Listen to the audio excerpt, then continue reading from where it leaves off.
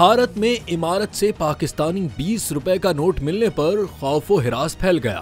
भारत के इलाके पुणे के एक पुरसुकून इलाके में उस वक्त सनसनी फैल गई जब एक रिहायशी हाउसिंग सोसाइटी में पाकिस्तानी 20 रुपए का करेंसी नोट बरामद हुआ। यह हैरानकुन दरियाफ्त भोकम गांव की मानसलीक हाउसिंग सोसाइटी में हुई, जो कि नेशनल डिफेंस अकेडमी से महज 18 किलोमीटर के फासले पर वाक़ है।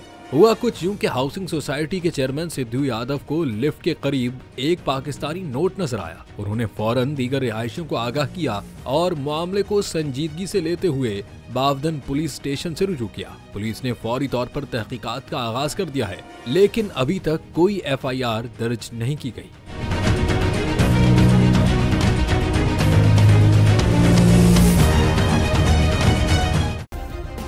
सब्सक्राइब करें और बेल दबाएं ताकि कोई खबर रह न जाए।